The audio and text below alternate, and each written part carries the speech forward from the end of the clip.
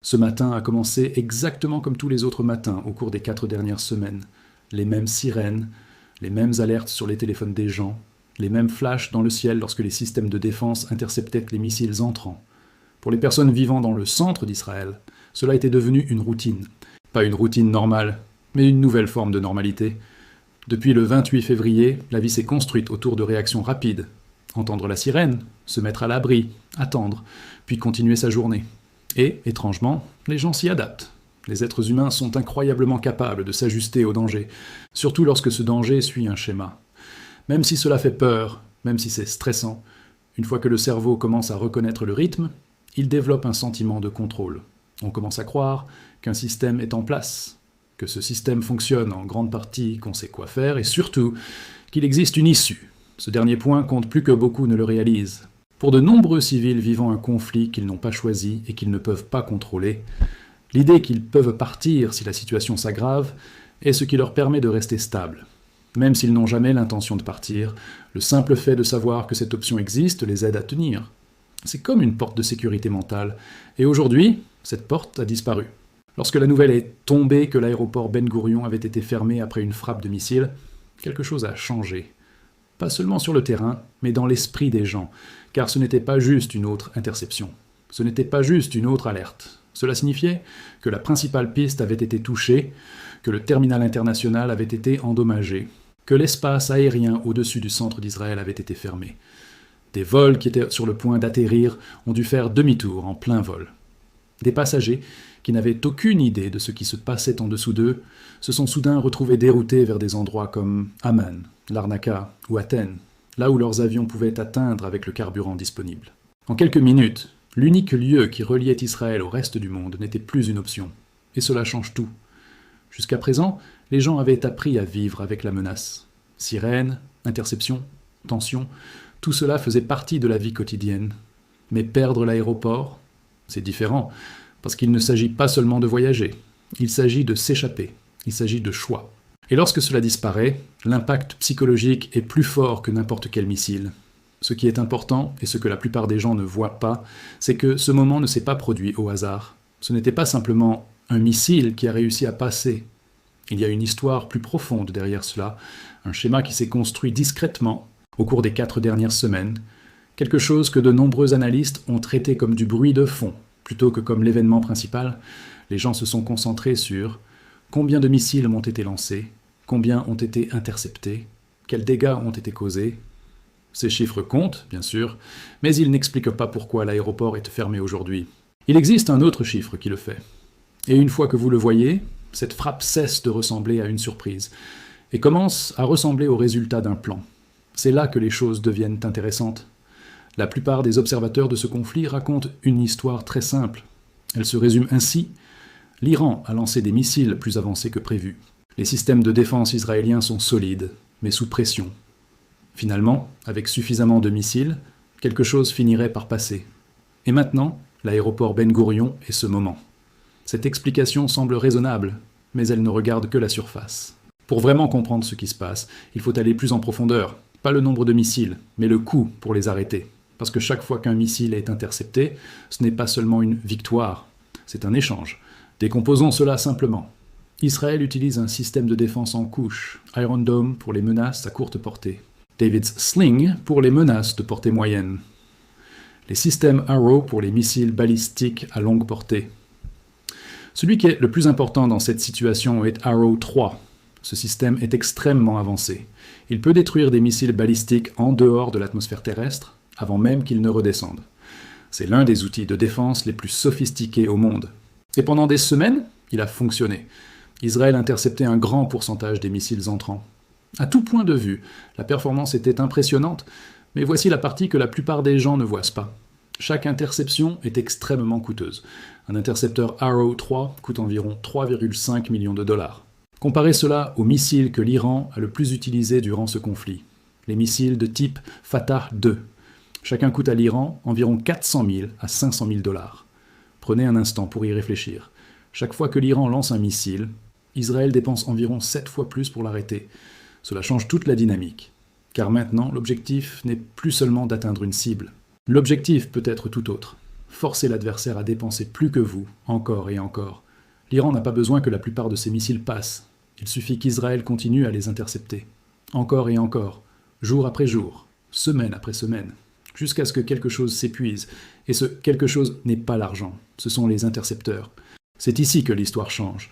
Plutôt que de penser « l'Iran essaie de percer les défenses », il faut plutôt penser « l'Iran essaie d'épuiser ses défenses ».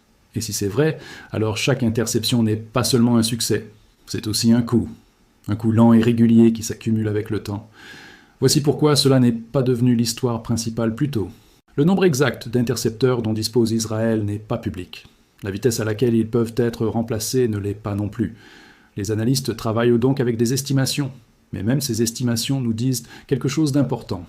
À la mi-mars, des rapports suggéraient qu'Israël avait peut-être déjà utilisé 30 à 40% de ses intercepteurs de haut niveau.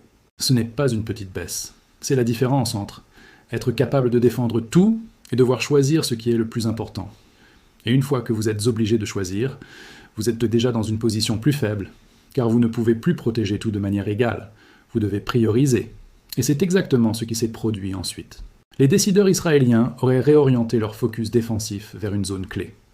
Les bâtiments gouvernementaux, les infrastructures militaires, les grandes zones peuplées, comme Tel Aviv, cela a créé ce que l'on peut appeler un corridor prioritaire, une zone mieux protégée que les autres. Mais voici un détail critique. L'aéroport Ben Gourion ne se trouvait pas au centre de cette zone. Il était situé en périphérie. Cela peut sembler être une petite différence.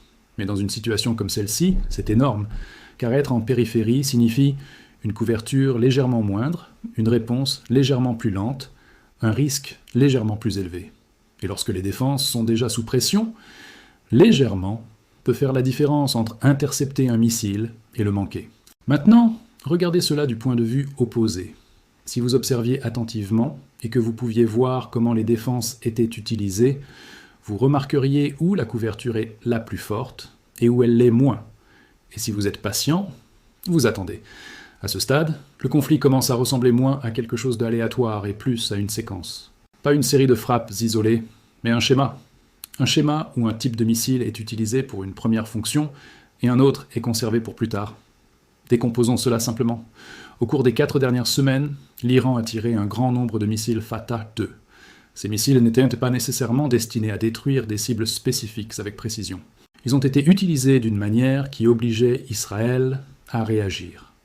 Chaque fois qu'un de ces missiles était lancé vers quelque chose d'important, comme des sites radars, des bases militaires ou des éléments visibles de défense, Israël devait répondre, et cette réponse signifiait lancer des intercepteurs coûteux pour les arrêter. Voici l'idée clé. Un missile n'a pas besoin d'atteindre sa cible pour être utile. Dans ce cas, beaucoup de missiles étaient efficaces simplement parce qu'ils forçaient une réaction défensive. Donc plutôt que de penser « missile lancé, cible touchée », il faut penser « missile lancé, interception déclenchée, ressources consommées ». C'est cet échange qui est réellement en jeu. Et avec le temps, cela crée une pression. Car chaque interception réduit les stocks disponibles. Et lorsque les stocks commencent à diminuer, les décisions deviennent plus difficiles. Les défenses ne peuvent plus couvrir tout de manière égale, elles doivent se concentrer sur ce qui est le plus important. C'est à ce moment-là que l'on passe d'une protection totale à une protection sélective, et c'est exactement dans cette transition que des opportunités apparaissent. Il y a un autre détail important ici, le type de missile compte. Les missiles Fatah 2 étaient bien adaptés à cette première phase de la stratégie. Ils étaient suffisamment précis pour sembler menaçants et nécessitaient une interception, mais pas nécessairement conçus pour garantir la destruction de cibles fortement protégées ou profondément enterrées. C'est important, car leur rôle n'était pas de conclure l'opération. Leur rôle était de préparer le terrain. Pendant ce temps, un autre système de missiles, les Khaybar Shekan, attendait en arrière-plan. Il s'agit d'un type d'arme différent, ogive plus lourde, conçue pour pénétrer des infrastructures durcies, plus adaptée à frapper des cibles fixes et de grande valeur. Ce que l'on observe ici n'est donc pas une approche unique, mais une approche en 2 phases. Phase 1, utiliser des missiles comme les Fatah 2 pour déclencher des interceptions répétées, épuiser les stocks d'intercepteurs, forcer l'adversaire à prioriser ses défenses. Phase 2, une fois les défenses sous pression, passer à des missiles plus précis et plus puissants, cibler quelque chose de stratégiquement important. C'est dans cette deuxième phase que l'aéroport Ben Gourion entre en jeu, car au moment où ces frappes ont été lancées, la couverture des intercepteurs n'était plus uniforme. Les ressources avaient déjà été réduites. Les systèmes de défense étaient en tête concentrés sur des zones prioritaires. En d'autres termes, l'environnement avait changé. Et ce changement ne s'est pas produit du jour au lendemain. Il s'est construit sur plusieurs semaines, progressivement, discrètement. Voici un point essentiel souvent négligé. Ce type d'approche nécessite une planification avant même le début du conflit. Ce n'est pas quelque chose que l'on improvise en cours de route. La séquence est importante. D'abord, créer de la pression. Ensuite, épuiser les défenses. Puis frapper lorsque la fenêtre s'ouvre. Cette fenêtre a permis à des missiles d'atteindre une cible auparavant considérée comme bien protégée. Et lorsque cette cible est un grand aéroport international, l'impact va bien au-delà des dommages physiques. Il affecte le transport aérien, la logistique, les chaînes d'approvisionnement militaire, la confiance du public. Car désormais, le système sur lequel les gens comptaient comme option de sortie ne fonctionne plus. Et cela modifie les comportements à une échelle beaucoup plus large. À ce stade, la situation ne concerne plus seulement des missiles et des défenses. Elle concerne le timing, la gestion des ressources et la capacité de chaque camp à soutenir son approche dans la durée. Et cela mène directement aux conséquences de ce qui vient de se produire. L'aéroport Ben Gourion peut être réparé. La piste peut être reconstruite. Le terminal peut être restauré. Les ingénieurs peuvent réparer les dommages physiques en quelques semaines. En surface, cela ressemble donc à une perturbation temporaire. Mais l'impact réel ne concerne pas le béton et l'acier. Il concerne la confiance, le risque et l'accès. Car un aéroport ne rouvre pas simplement parce que la piste est réparée. Il rouvre lorsque les compagnies aériennes estiment qu'il est sûr d'y voler à nouveau. Et cette décision n'est pas prise par les gouvernements ou les militaires. Elle est prise par les équipes de gestion des risques des compagnies aériennes et par les modèles d'assurance. Voici la question clé que posent ces modèles. Quelle est la probabilité qu'un avion soit touché par un missile lors de l'atterrissage ou du décollage ? Avant cette frappe, de nombreuses compagnies opéraient encore sous une hypothèse. L'aéroport est protégé. Le risque est suffisamment faible pour être assuré. Les vols peuvent continuer avec prudence, mais après une frappe directe sur l'aéroport lui-même, cette hypothèse ne tient plus, non pas en théorie, mais en fait. Un missile a déjà touché la zone de l'aéroport.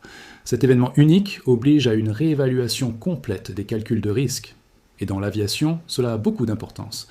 Car si les assureurs jugent que le risque est trop élevé, ils n'assureront pas les vols, les compagnies ne les opéreront pas. Et sans assurance, les vols s'arrêtent. Ainsi, même si l'aéroport est physiquement réparé, il peut rester fermé en pratique, au moins pendant un certain temps. Cela crée un effet en cascade au-delà du transport. L'aéroport Ben Gourion fait également partie d'un système logistique plus large. Il ne s'agit pas seulement de passagers, mais aussi de fret.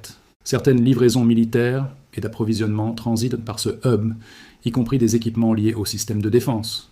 Si ce flux est perturbé, les livraisons ralentissent, des routes alternatives doivent être utilisées.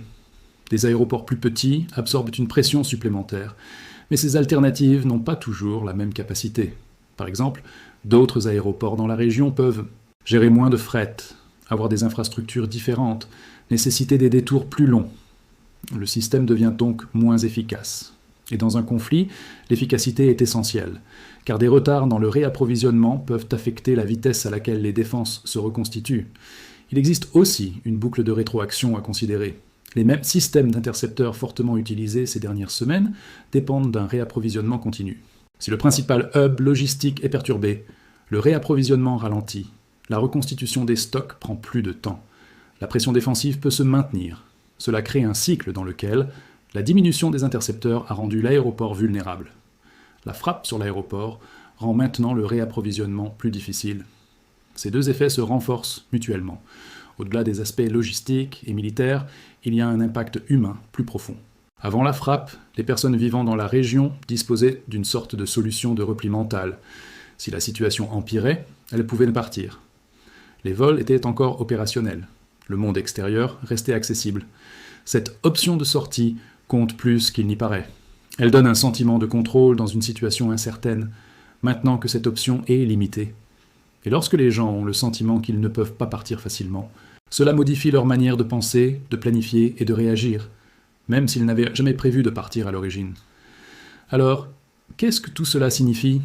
Cela signifie que la frappe sur l'aéroport n'est pas simplement un événement isolé, c'est le résultat d'un processus plus long, des semaines de lancements répétés de missiles, une réduction progressive des systèmes d'interception, des changements dans les priorités défensives, une synchronisation stratégique de différents types de missiles, Et maintenant, le résultat de ce processus est visible.